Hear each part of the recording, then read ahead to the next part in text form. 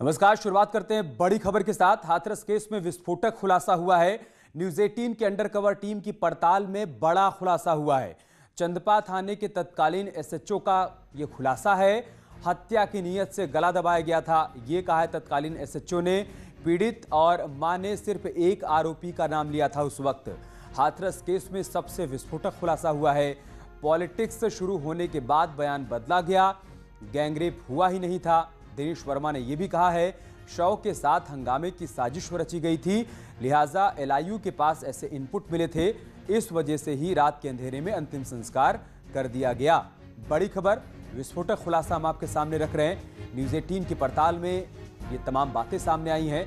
Undercover team ने जो पड़ताल की उसमें चंदपा थाने के तत्कालीन एसएचओ ने यह खुलासा किया है कि हत्या की नीयत से ही गला दबाया गया था। पीड़ित और मां ने सिर्फ एक आरोपी का नाम लिया था उस दौरान। हाथरस केस में सबसे विस्फोटक खुलासा यह है, पॉलिटिक्स शुरू होने के बाद बयान बदला गया पीड़ित परिवार की तरफ से। गैंगरेप हुआ ही नहीं था, यह भी कहा है दिनेश वर्मा ने। और शव के साथ हंगामे की साजिश थी, एलआईयू को ऐसे इनपुट मिले थे, इस वजह से ही रात के अंधेरे में पुलिस और प्रशासन ने पीड़िता का अंतिम संस्कार करवा दिया था। तो हाथरस कांड को लेकर न्यूज 18 पर सबसे बड़े खुलासे ने दूध का दूध और पानी का पानी कर दिया है। सियासी गलियारों से लेकर प्रशासनिक हलकों में न्यूज 18 के खुलासे की तारीफ हो रही है। जनता के सरोकार को सबसे ऊपर रखते हुए हम एक बार फिर से साफ कर देना चाहते हैं कि हमारा मकसद किसी का पक्ष लेना नहीं है, बल्कि उस पक्ष को सामने लाना है जिसे जनता नहीं देख पा रही है। न्यूज 18 के खुलासे से साफ हो गया है कि हाथरस केस में सच पर पर्दा डाला गया।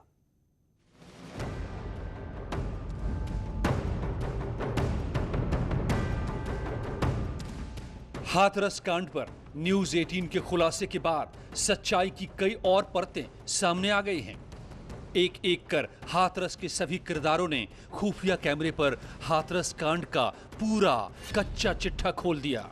मैनिपुलेट किया गया, पोस्टमार्टम की रिपोर्ट भी और नहीं गलत। ये ऐसी ना कंडीशन की चलती ना ऐसा कोई वो था। अगर ये चीज होती आदमी गांव से ही चिल्ला के आता है, शायद रेप कर दिया। रेप वाली बात तो आई नहीं उनके दिमाग में, कहीं भी नहीं आई। माँ के नहीं हुआ है, ना माँ के दिमाग में आई, ना भाई के दिमाग में, ना लड़की में, कभी कहीं कहीं नहीं।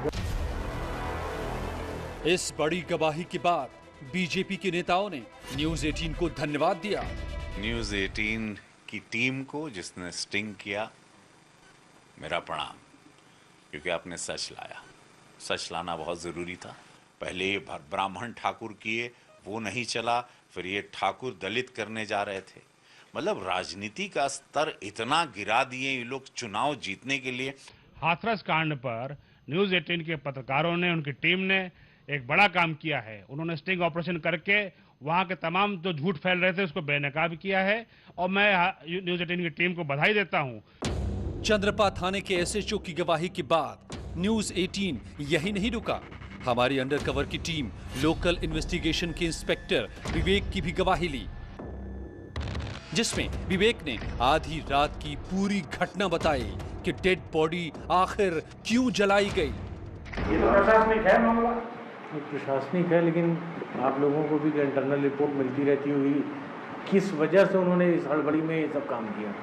नहीं, ये वो हमारा अपना अलग वैसा विषय है। अच्छा। इससे हाँ, इसका कोई वो तो ये लॉ एंड ऑर्डर की सिचुएशन खराब हो जाती है, तो सबको मालूम है भाई साहब। आज की परिस्थिति दूसरी है और उस टाइम परिस्थिति दूसरी थी।